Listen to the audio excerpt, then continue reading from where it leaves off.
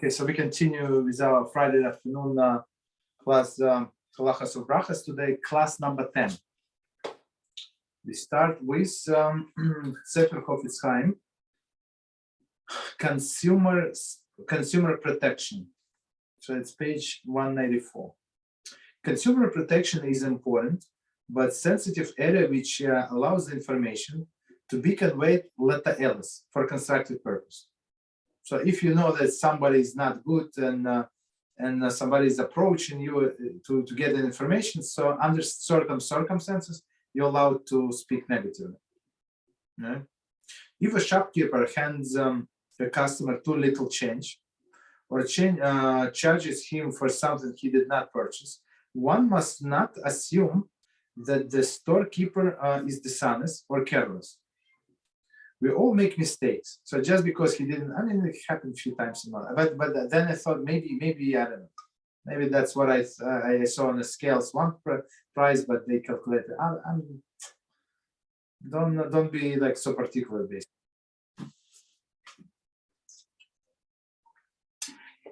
Okay. If it happens often, one must bring the matter to the shopkeeper's attention and inform him that if the practice continues, one will have no choice but inform his clientele. Right? So basically, you ask this guy, maybe it was honest mistake. You never know. But otherwise, yeah, you have to say, I'm going to tell other people. If the situation still does not change, one is required to warn people to count the change carefully and examine their receipts for any mistakes. Maybe he had a thing or two. Right? It is forbidden to insinuate that the man is dishonest, even if one has a reason to suspect so, since it is sufficient for people to think that he's careless or has a problem with arithmetics. For them to take the necessary precautions. So maybe it's before the time of this electronic cash register, right? So they say count your change, basically. So maybe he's careless. Don't say right away he's cruel. Maybe he's careless. He does not know how to count and stuff like that. Okay. It would also be forbidden to inform hot-headed individual who, for example, might vandalize the store in the name of the justice. I don't know, they don't put the justice in double quote, but that's what it is. So hot-headed people, stay away from. Okay, let's stop here. So continue. So we are continuing with the same topic. Big topic is Ikar and Tofel. So we are up to E. So let's see, what is E? Combination. So we go through all of the different situations. So what was the one before E? D, determine the Ikar in component of the mixture. Okay, that was the one before. And today we learn combination which are not considered single entity. Okay. We have thus far seen in section C and D that when separate foods are in the mixture, which is judged as one single entity. So of course we're talking about halachically, right? Single entity. Only one bracha is required. When foods are eaten in a combination, which are not classified single entity, it is neither physically nor halachically a single entity. Separate brachas are required for various foods. Okay, so now we're going into details. Determine the appropriate bracha for other combinations involve two issues. First, we must determine that the combination in question is indeed not considered a single entity, which this issue is dealt with in the first part of the section E1. Okay, so E1. Okay, so just so we understand, the example would be you have like chicken and string beans, right? Even though it's one dish, but it's not single-ended, it's not mixed. Okay. After we have established that a particular combination is indeed not single entity, we must determine which bracha or brachas, right, are appropriate for such combination. This is dealt with in the second part of the section E2. Okay. So now is one combinations which are not single entity. The following types of food combination are not considered single entity. A, food mixed with the beverage. So like soup, for example, it's not single entity. When salad foods pieces are added to the beverage, for example, mandolin added to the clear broth, it's like croutons, right? The resulting product does not become single entity. However, if the liquid and salad were cooked together, for example, tomato rice soup, the resulting product is considered single entity. So okay, so I'll take it back. So they say if it was cooked together. So we'll see. It's not always single entity. Okay, so let's put it aside for now. Okay, so they say if they combine them after cooking, like these croutons, they put it into the soup. So it's two separate entities. If they were cooked together, we'll see. Don't jump to any conclusions. Not so simple. Continue. Furthermore, if the liquid is absorbed into the salad, for example, cake dipped into the whiskey, donut dipped into the coffee, it is considered a single entity according to the most paskim, but not everybody. So if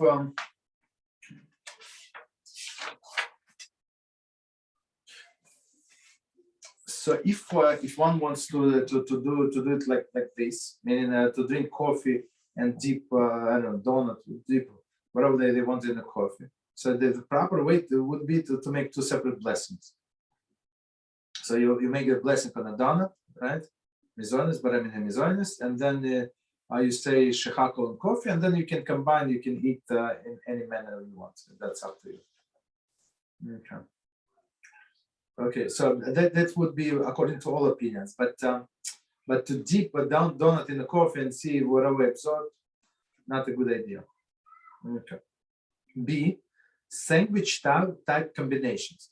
The two distinct foods eaten one on top of the other, for example, fried egg on a rice cake, or a sandwich style, are not being mixture, not being a mixture, and not considered single entity. So just because it's one thing is on top of the other does not mean they're mixed, right? So in this case, also we need the two separate blessings. This rule does not apply to cases in which the two salads are baked together.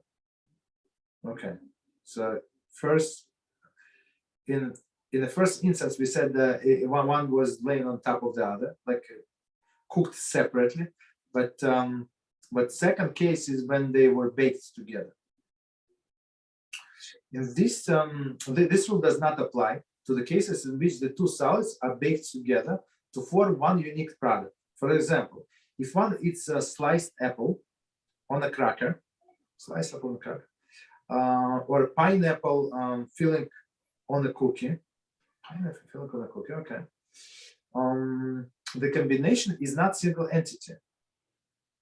However, if the fruit or cake is baked together to form a single product, for example, fruit topped Danish, okay, the combination is considered single entity. Okay. Right. So, yeah. But milk and cereal aren't cooked together, and they're considered one entity. And then there's an Ikar, then there's a Tofel over there. So why over here there's also not an Ikar and a Tofel?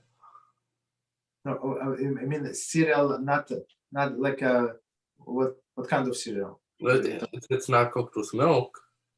Par of cereal, any par of cereal you want to tell me it's not. Cereal. Okay, so it's not. You said not cooked together or cooked together. Cooking meaning there is like a hard cereal that you put. Okay, so we're not talking about. So this breakfast cereal the milk is secondary. You would not drink milk separately. With the rice cake, I could also say it's separately. No, I mean, the two you add together, one's gonna be an ikar because you're eating it just, other than the egg is. In this case, yes, but it's not mixed. If you don't have preferences, so if you don't have preference, so as we learned before, you eat this pineapple filling because why? Because you want this cracker very much. So if you want this cracker and you want to improve the cracker, so yes, of course. But usually, I mean, for me, I'm talking about myself. It's never the case. I don't feel like two separate things. I like this and I like this. So I would need to, and then they're not mixed. I would need to make two blessings. But you're right. If you have specific preference, yes. Or if you eat one because of the other, like this cereal, for sure. I mean, me personally, I would not drink milk. I would not. But I eat this milk. Why? Because of the cereal. So so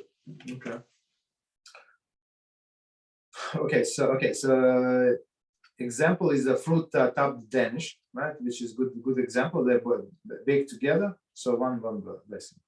Continue. Number 2. The Torah which bracha or brachas to make on a combination which are not single entity. A non-single entity combination can be grouped into 2 categories. Food other than mezonos, and one of the components is mezonos, except rice. Okay. So now we see how many blessings do we need to say, right? One or multiple. So okay. So A, food other than mezonos. Generally, when 2 foods are eaten together in a combination which is not single entity, 2 brachas are required. So we're going to see the examples now. However, if one of the foods is eaten to enhance the other, only one blessing is required. So that's exactly this case with cereal and milk. Okay. So continue.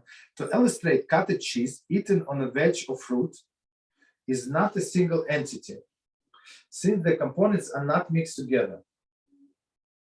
Okay, let's see commentary. However, if the fruit is sliced and mixed with the cheese, it is considered single entity, and only one bracha is required. But that is on the Ikar. Regarding how to determine the components, Ikar, see section D. Go back, basically. Okay, so two cases. So he has a slice of apple, right? And he puts on top of this cottage cheese.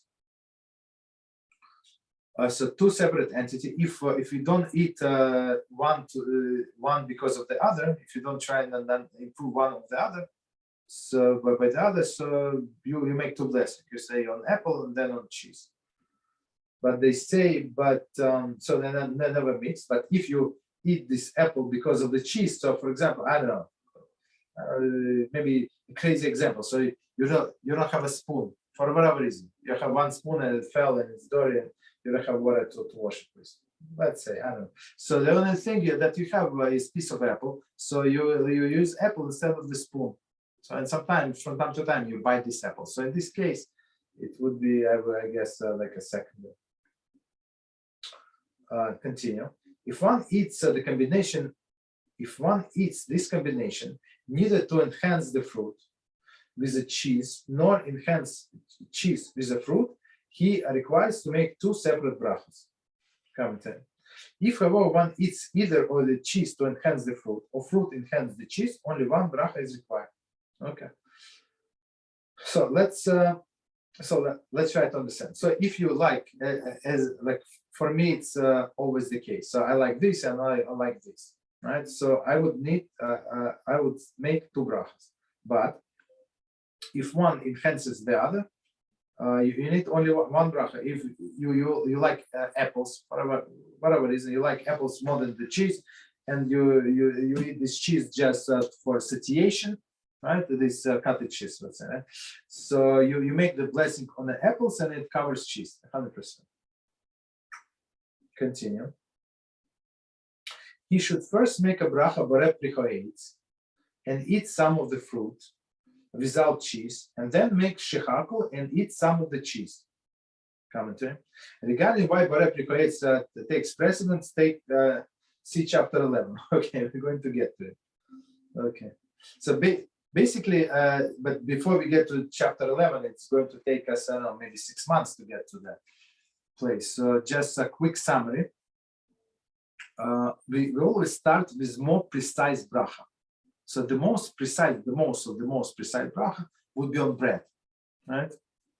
After that, you will say Borei Precoates, meaning the fruit of the tree, right? So it's very small category of the produce actually included in that. Then you say Borei Precoadama, which is a bigger scope, right? Then you say Mizoinist, right? It's also that's very specific scope. No, I apologize. I would say first Mizoinist, and then Borei Precoates, right? Of course, Borei Precoagefen and stuff like that, and then you go and then you say on the fruit of the tree, fruit of the ground, Borei Precoadama and Shekakum. That's the order. Yeah. But if we make on bread, we don't need to make any other brachos, so it doesn't matter. You're right.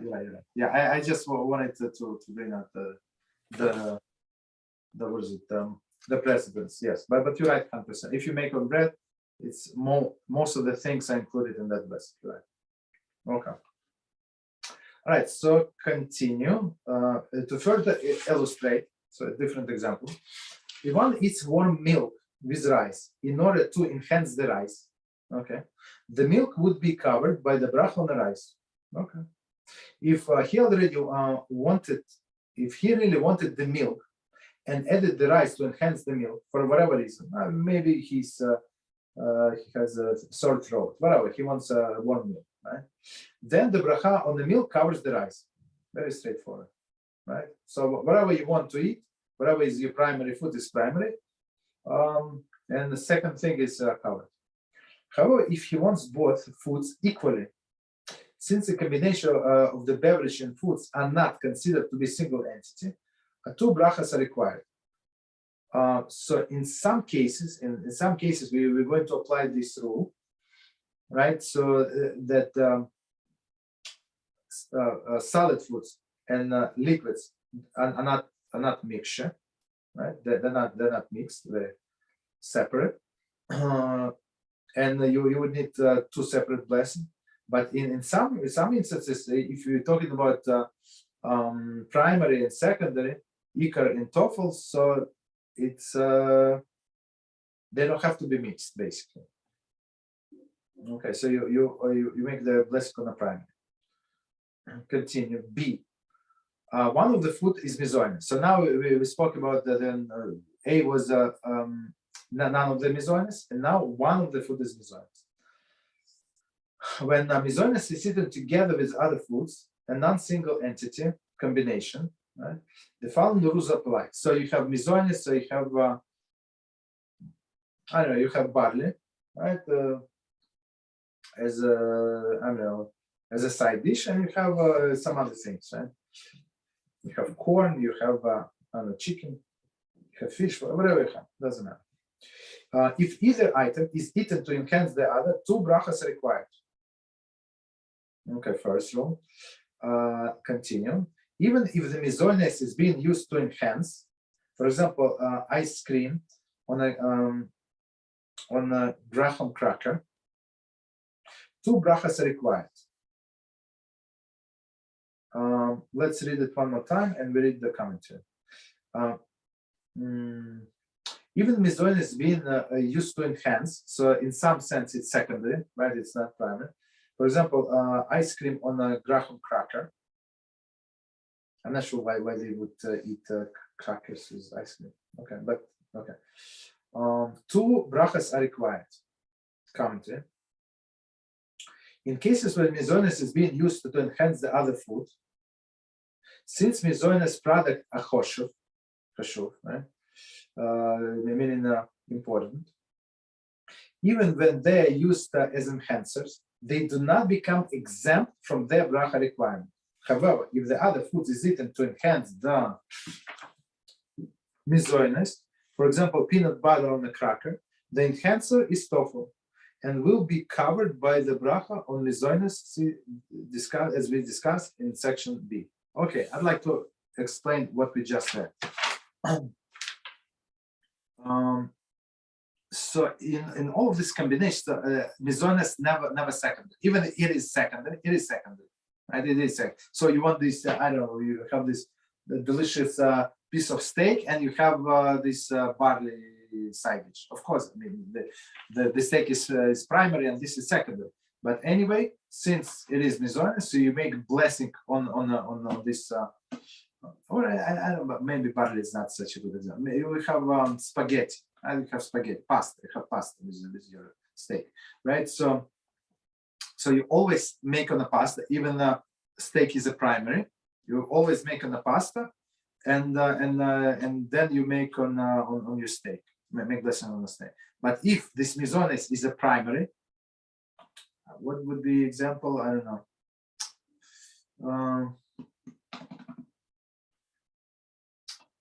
I'm not sure. I don't have any like good example right now. But we're going to make some examples. Okay, so basically, if you want both foods, so you make two blessings. But if Mizonos is a primary, that's what your main focus is. So it covers the secondary, of course. Okay, continue. To illustrate, many people eat. Okay, here we go. Maybe this is a good example. To illustrate, many people eat ice cream sandwich because they enjoy both the ice cream and cookie. Okay, here we go. As such, two brachas would be made. Even if the cookie is eaten as an enhancer to the ice cream, it does not lose the bracha requirement. Commentary. In uncommon case that the wafer is eaten solely to hold the ice cream,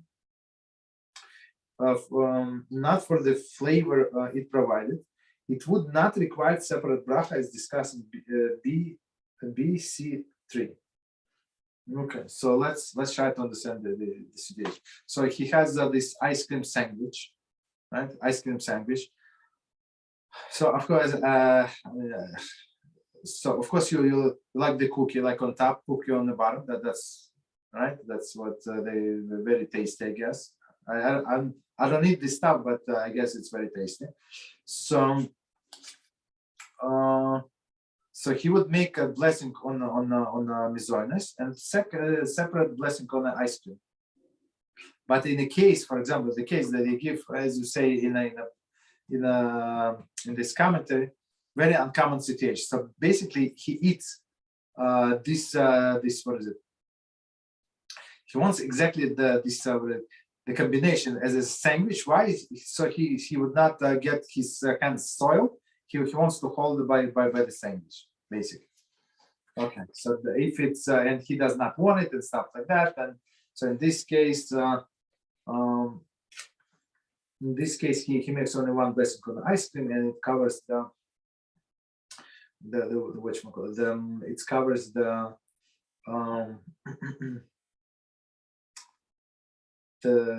Mizonos part. Continue. First one must break off a piece of cookie. So as we said before, don't eat it together.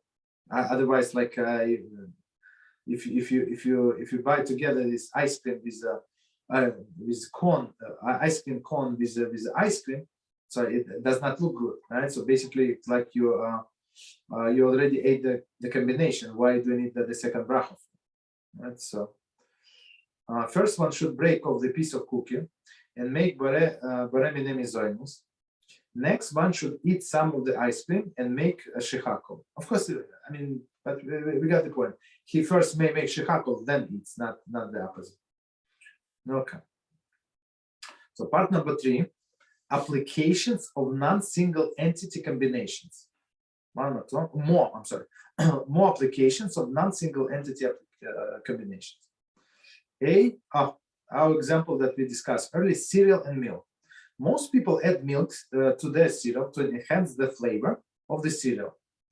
Therefore, even though the cereal and milk combination is not considered a single entity, nevertheless, the bracha on the cereal will cover the milk. Commentary. Any milk left over in the bowl will also not require the separate bracha, since the milk was covered by the bracha on the cereal. So basically, since you already make the blessing on the cereal, so even if you have leftover, and it's always leftover, and plus, like I would add there is some still pieces, tiny pieces of cereal, like in that milk. It's not clear milk anyway. Some, I don't know, like crumbs of cereal. Okay. Continue. In the atypical case, atypical meaning non-typical, right? When one adds a milk, not to adds enhancer. For example, it is a high in calcium. He was on a high calcium diet, and is also interested in drinking milk. 2 brachas are required. So if he eats this cereal for satiation and milk for his calcium, so of course in this case he makes 2 blessings. Okay. So it was A, and now we're going to B. Also a very good example, I think. So it's a chicken soup with a mandolin. Most people regard mandolin, soup nuts, as an enhancer to the chicken soup. Therefore, the bracha on the mandolin will not cover the soup. Right? However, since the mandolin is mizonos, one is required to make bracha on them as well. One should first make borem in the mizonos and then shechakol on a soup. So the general rule is, if there is a mizonos, you must make the blessing on mizonos. It's primary, it's secondary, it does not matter. Continue. C. Chicken soup with matzah balls, kreplach. So kreplach is what is kreplach? It's like ravioli, right? Kreplach, etc. When matzah ball soup is eaten together with a soup or as 2 distinct foods, as such, 2 brachas are required.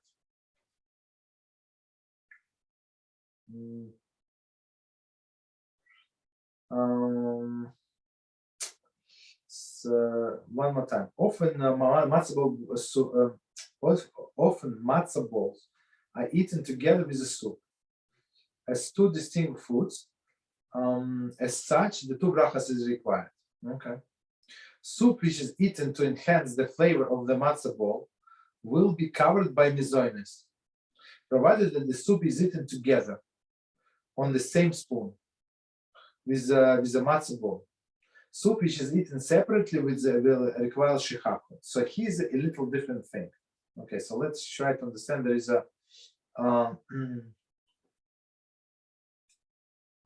is a commentary. In a case where the soup was eaten mainly to enhance the matzah ball, and the bit of the soup was left over in the bowl, right? That bit of soup, even though it is eaten separately, will not require a new bracha. And as we said, same result about what is it about the milk in the cereal. So one more time. So if you have this mizonos, this matzah ball, right? I think it's always 2 separate blessings. I mean, you like this and you like that. I mean, 2 separate like entities,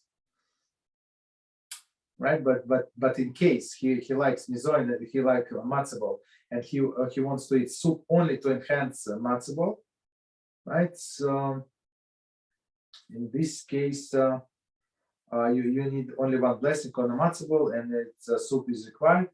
I said soup which is eaten separately will require shechakol. I'm not sure what is separately mean. He gets more food after he finishes the matzah ball. I'm not sure what does it mean, but because as we said before, if there is still a little left over in a plate, there is no problem just to finish this soup without blessing. So the way I see the straightforward approach to all of this, so you like everything, like, right? So you don't have any preferences. So you make always 2 blessings. That's it. So you don't drive yourself crazy. What depends on what? Maybe this, maybe that. Okay. So that's I think it's the easiest approach to remember, and it's going to be like and you can apply to all of the situations without exception. So now we go to D. Donuts dipped in coffee. According to a sample scheme, if one dips or breaks a cake into a beverage, for example, eats a donut and also drinks his coffee by dipping the donut into the coffee and consuming both items together, it is not considered a single entity. So sample scheme said, even though there is the coffee is trapped inside of the donut, it's not like 2 separate entities. They still so they say it's not single entity. Okay, even though you don't see the coffee, I mean you see the color of the donut change, but it's not. It's not single entity. Okay. However, most poskim rule that the liquids which is absorbed into the solid are considered single entity. So that's the most common approach. In difference to the minority opinion, the poskim are advised to make separate brachas before eating them together. So that's what I said before. That's a proper way. So don't go by minority opinion or majority opinion. If it's easier to satisfy both sides, very simply. If you make 2 blessings, everybody agree, there is no problem. Continue. It is okay. So before we continue, so this is dipping the donut into the coffee. It's one of the cases where we must wash hands before eating that, right? So because it's water is one of the foods that can transfer impurity. So we wash our hands like before the bread, but without blessing. Same with wet apples, wet fruits. And with apple, if you want to eat apple, right? So you just wash your apple. If you dry it completely and your hands are dry, no problem. If there is still moisture on your hands on the fruit, you must wash hands with like you do before the bread. Rabbi, what's it called? So I had this question like this. In regards to washing the hands in the morning and whenever, pretty much, right? Because we say they might have tumah on them, okay? Now, if you wash... No, not my food. For sure, you have tumah for sure. For sure have tumah on them. Okay, Sure. yes. Okay. What's it called? So my question is, if the cup doesn't have handles, okay, let's say water bottle, you use a water bottle, right? Isn't it a problem because you wash one hand, right? Then use that hand and hold the water bottle, then the water droplets from the bottle, right, from the outside are falling, the tumah is falling back on your hand. So can I make Netilat Yadayim like this? You can, but I need to think why. Mm-hmm. But I'm allowed. Okay. So listen.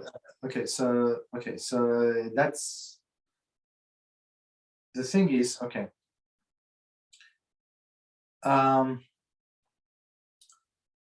Especially in the morning. So it's I think it's more lenient. So even if you touch like with the wet hands, another hand there is no problem. The way I understand it, because you go 3 times, one alternate fashion. But it would present a problem when you're washing for bread or for this fruit. Let's say for bread, right? So, but there is an exception to the rule. So if you pour complete revis on one hand, it becomes pure. So even if you touch something, so you pour one revis on one hand from the water bottle. I'm using it from the water bottle. So and then you take with that hand, or you can always dry it. There is no problem. If you want to dry. If you want to keep it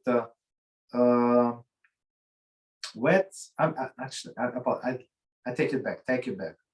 So you take this water bottle. So you put once revis on one hand. Take according to the Shulchan Aruch, it's enough, right? Other poskim say no. So basically, if you put second time, there is no problem whatsoever. So the same you do on the second hand.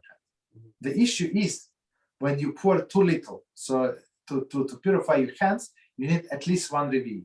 for revis, as we said, ranges from 3 ounces to 5.2 ounces. Yeah, that's the range. Okay, so I would say if you have 3 ounces of the water, you can rely on that opinion, and you can go and since it is a rabbinical mitzvah, so you can always go by lenient opinion. So when you pour too little on your hands, right? So it says the hand became purified, but the water is impure, right? So if you with that wet hand you're going to touch your dry hand, you're right, it's going to transfer impurity.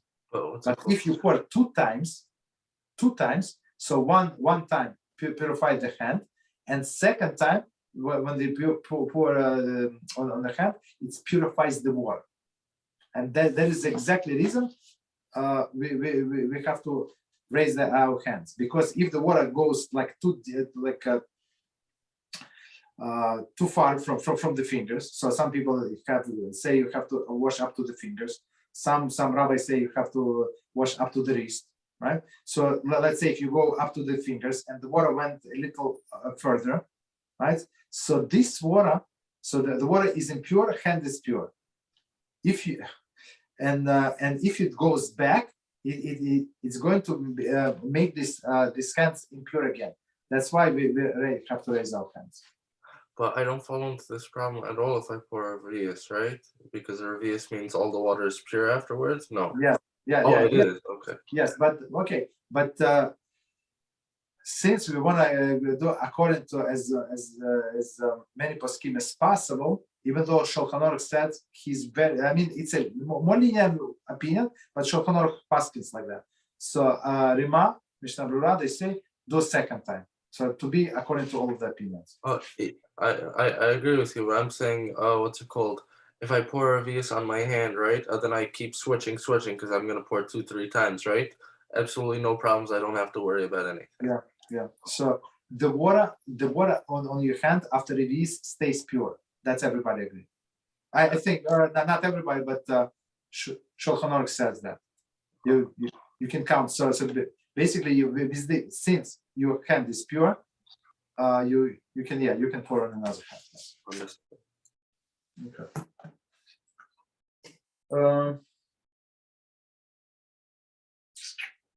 Okay, so I have a very interesting kiddush for you guys. Okay. After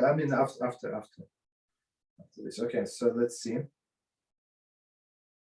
Okay, so you say don't put yourself in the questionable situation. Make 2 blessings on a coffee, on a donut, and on a coffee. Continue.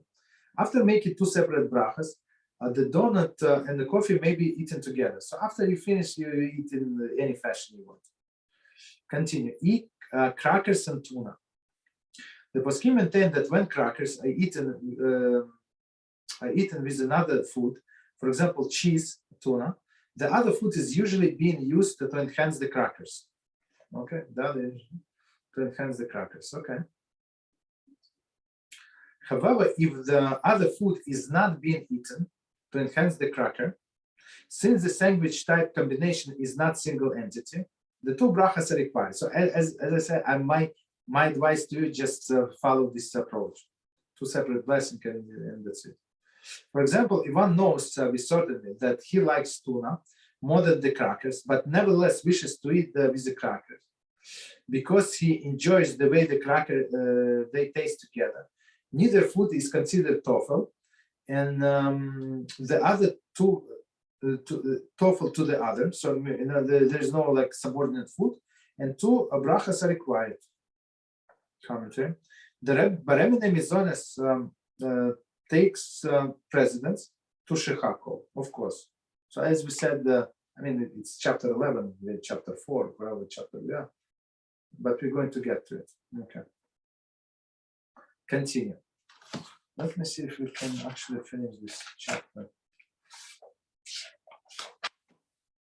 Second. Okay, let's do maybe a little more in this time since it's Shabbos. Wow. Unbelievable.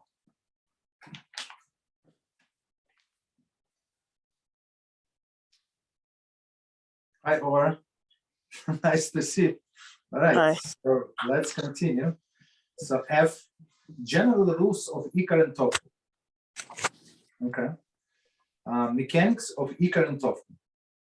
The Rashayim explained them the mechanics of Ikar and Tofel. So Ikar and primary and subordinate is as, in the following way. Even though the Tofel, with its subordinate, right, is subordinate to the Ikar, the Tofel is not considered to be so insignificant as to not require the Bracha. Interesting, right? Rather, we consider the Bracha made on the Ikar to extend the cover to the Tofel as well. So it's not like it does not need a blessing, it's just this one covers this one. So, right? According to this approach, when the bracha of the Ikar cannot be applied to cover Tofel food, cannot be applied, the separate brachas on Tofel will be required. Accordingly, the following rules are derived. A, so we're going to see the examples and it would be more clear. Must have intention to include Tofel. So first of all, when you want like something to be secondary, like subordinate, you have to have explicit intention. When one makes bracha on Ikar, on primary, he must have specific intention to include Tofel. Commentary. In chapter 7, we discuss the halachas of specific intention. Okay, we had this one question is coming up about intention, right? Specific intention.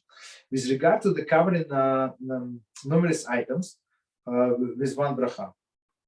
Okay, so what intention did he have to include in this blessing, right? For example, one makes the bracha on an apple, that bracha will cover all types of the fruit which shall subsequently be eaten, provided that he has a specific intent for additional food. Okay, fruits, right? He had this fruit bowl in front of him, and he started with grapes or with apples, and he had the intention to maybe sample all of them, maybe, right? So all of them are covered with this blessing. However, if at the time he makes the bracha, right, on the apple, he has no intention of eating additional food, he subsequently decides to eat other types of fruit, the new bracha is required. So from our intention, depends everything, right? Is it covered, or it's not covered? Based on what? Based on what we think. If he, yeah, go ahead. What's it called? So I fall into this problem with that because, for example, I kiddush, right? Sometimes you say, hey, I didn't have kavanah, right? So my main, what's it called? I didn't have kavanah that it was going on me, right? But then I keep hearing a psak.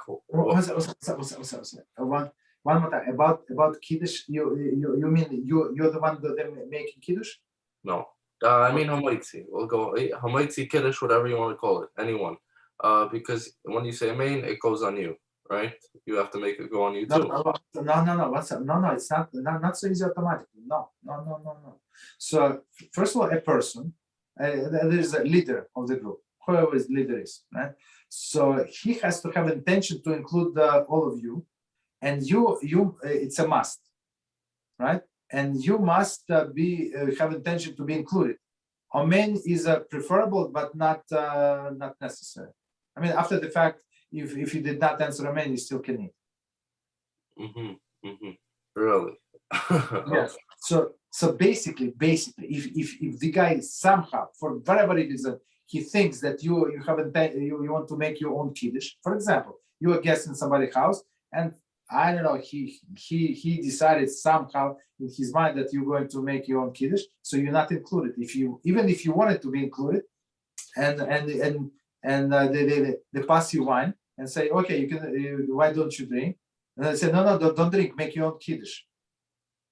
They say, why? You made the kiddush. They said, no, I didn't intend to include you for whatever reason. So it always must be explicit intention to include your family, your guests. So I always have this intention. Whoever is around my table, so they must be included. It's clear. I have this clear intention always. But if they don't, so that's the problem. So I'll make the question a little more simple then. What's it called? Let's say I had kavana beforehand that my bracha was going to include the fruit, right? All the other fruit. I have the apple in front of me, all that other fruit, okay? But what ends up happening is during the bracha itself, right? I forget about all that other fruit, okay? And I simply have kavana for the one apple in front of me. Then what do I do? Pleasure. Say it again. So you didn't have kavana to eat all other fruits? I had kavana to eat all the other fruit before I said the bracha. Okay, all right. That's it. Then when saying the bracha, I only had kavana for this fruit, then I forgot about all the other fruit. Then what do I do? Does it count as, oh, obviously I have kavana for that as well? Or because what I hear usually by Kiddush, for example, when saying Amen and so on and so forth, right? I hear from people that say, I don't know who said this, psak or whatever, but listen, the whole reason you were saying Amen, right, and listening, was to have it included on yourself. So even though in your head you didn't actually have kavana that it was going on you, really you did have kavana, something between those lines. Yeah, so, no, but it makes sense. So by you listening in intensively, right, attentively to what he's saying and answer him amen, right, and you answer amen in the proper place. That shows that you have kavana. That's like outwardly kavan, right? That's how you show with your behavior that you want to be included in this kiddush. Yeah, but proper to have like in your mind kavan also. Correct. But with this food, so does that food count as a part or not a part? Because I had kavanah before. Okay, so we go by the second intention, because you change your mind. So first you wanted to eat everything, now you want to eat only one fruit. So we go by this second intention. So with the question, the whole point was that it's not that I had a second intention. It's just I forgot about that other food. I just forgot I had the bracha in front of me. I was too worried about making this bracha. I forgot about all the other food. Long story short, not that I only wanted this apple. So okay, so we can go leniently if these fruits were in front of you, even if you did not have intention to eat them, but fruits were in front of you. So since there is one doubt, and people always like to eat whatever is in front of them. So it's like, according to some poskim, there is a doubt. Since in case of the doubt, so we go leniently and say, well, after the fact, don't make separate bracha. It's continue eating fruit, even if you did not have any specific kavanah, nothing. You picked up the apple from the fruit bowl and you start eating. So everything in that fruit bowl is included, basically. And how long does the kavanah last for the stuff in the fruit bowl? Meaning, how long until burying the nefashos? Like how long? Because let's say But if I have, going back to the question that I asked you before the class started, right? If I'm eating my fruit, I ate a kazayas, right? Then I had kavanah to eat another kazayas, okay? But let's say it happened, right? Where I said burying the nefashos after the first kazayas. Do I have to make another bracha on the second kazayas or no? Of course, I mean, when you say but in the fashos, when you say like it's cut off point, that's it. That's right. But maybe I only had brain nefashos for that first kazayas. I excluded this second kazayas I'm about to have. I still it's very, very unlikely. But like tell you what, sometimes I do exactly what you said. So I'm going to tell you what, like for example, I was eating like let's say spaghetti, whatever my dinner without bread, right? Salad, well. So I would make the blessing, right? I would make the blessing on Mizoinest, and I would leave the table and take my drink with me. So to continue drinking, let's say I work on a computer and I continue drinking, and I have an intention when I finish drinking this iced tea, whatever I'm drinking. So I'm drinking. I'm going to say Barem Nefoshes on the salad and then this drink, and everything is included. You understand? So when I say this blessing on the Mizonis, so it's like separate. I say this is separate and this is separate. I'm continuing eating. Of course, Ala Michian does not cover this salad. You understand? Wait, so in some cases you can exclude. You can exclude, yes. So let's say I did exclude. How long does that exclusion last? Until I mean, if you continue eating, right? So you're there is a halakhic thing as a eating session until the eating session is over. Eating session is over if you go to if you change locations, for example. Your eating session is over, or you decided that's it. I that's enough. I eat too much. That's it. The eating session is over. Well, what if you decide, because usually when we say you had a halakhic misconception, right? Then we don't follow, do whatever, right? Do whatever you plan on doing. But let's say you said, okay, this Suda, I'm not going to have it. I made a Brocha Rashayim on this, okay? But the second thing that I want to have a part of my Suda, too many halakhic shaylas, I have to ask Rabbi Lerner too many times, so my Suda ended, okay?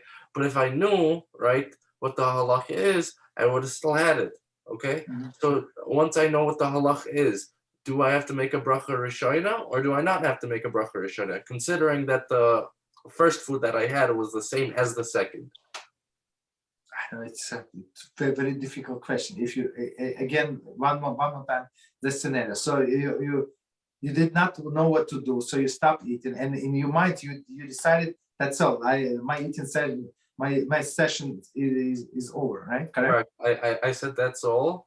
Then afterwards, someone told me, oh, that's actually the bracha. No, that's it. No, that's it. Well, once you did this like the stop point, that's it. Your eating session is over. So in this case, so you're not required. One very important thing. In this case, you're not required to make barene nefashos or bracha achrona after blessing. You're not required. You can make a new blessing and continue eating. But I would advise to go like for sure, according to all of the opinions, don't eat whatever you were eating before. Go to the refrigerator, go to the cabinet, and take something that had nothing to do with that, whatever you're planning to eat, but has the same blessing. I think it would be like according to all of the opinions, and have a mind to eat whatever you're planning to eat now. Understood. Okay, so let's stop here. I want to give you a hidush, very interesting. Okay, can I ask you a few questions first? Yes. Okay. What's it called? So if I washed my tzitzit in the morning and I didn't wear them since then, do I make a bracha now or no? You wash them, and you okay, and you did not wear. Of course, you make a blessing. Of course. What's the time we have to wait until we say? Okay. So all right. Okay. So our poskim say 30 minutes. 30 so minutes. If you have intention to put them back on, right? So you have 30 minutes according to all the opinions. Understood. Okay. So I use this practical example where it applies the most, right? So on Rosh Hashanah we have a little break, right? We discussed this, like a little kiddush break, right? Between Shacharis and Musaf. So everybody take off the talis, put it on a bench and go eat, go to the restroom, whatever, go outside to have like fresh air. So, but since in our mind we have intention to put it back on, so it's not considered to be like separation. I mean, it's not that the bracha did not end. But if the talis slipped off completely or mostly slipped off, and he put it back on, he needs to make the new blessing because it was not his intention. I see what you're saying, but my question is like this, for example. Everybody agrees 30 minutes. Got it. I heard that the most, I don't know, stringent, lenient, whatever you want to call it, opinion is 3 hours. I heard. So my question. 3 hours. 3 hours. Okay. Ask these people if they can have attention for 3 minutes. Just see. Forget about 3 hours. 3 minutes. Like 3. What they say 30 minutes. Only 30 minutes. Like you can, like I don't know. In our generation, I don't know who can have attention span for 30 minutes. But let's say since it's halakhically allowed, so you know that you're going to go back and you're going to put this talis on. But otherwise, 3 hours, it's a joke. So we'll just go like this. Most places can say that after 30 minutes you have to make another bracha. Is that what we're saying? Yes. Okay. And the second question is, I talked to you about the Bein Hashmashas thing, about the carrying. It was a bit, it was a difficult. Yes. Right? Okay.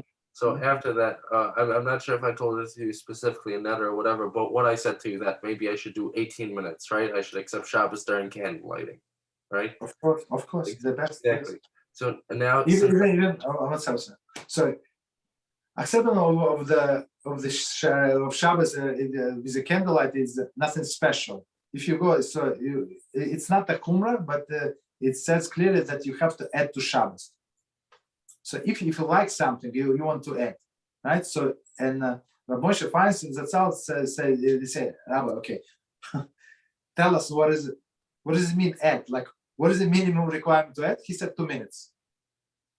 So if you want a special blessing, they say all of poskim say, all the chachamim say, add to Shabbos, add extra to Shabbos from the beginning and to the end.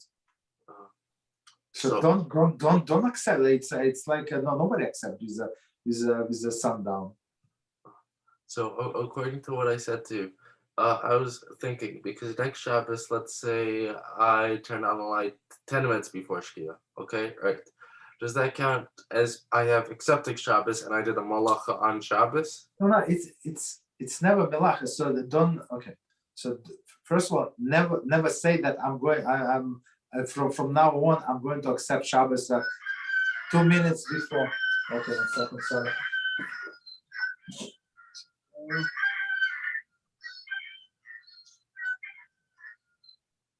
Okay, sorry about that. That's my alarm. Okay, so so basically, never say that I'm going to accept Shabbos. So in your mind, that's what you want to do, but don't do like nether. Otherwise, if you do it 3 times, it's going to be a nether. But don't do it. Mm-hmm. So you always bleed nether.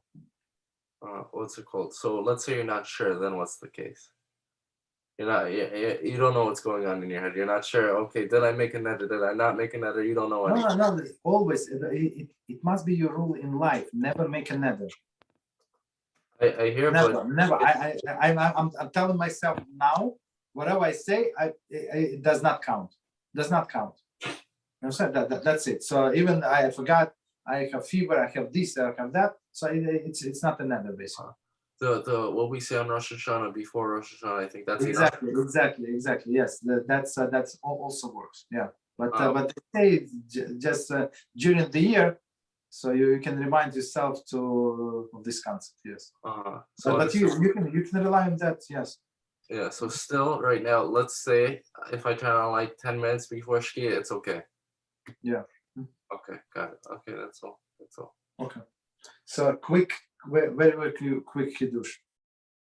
So we learned this morning in my morning class in Mechtav Miliyah.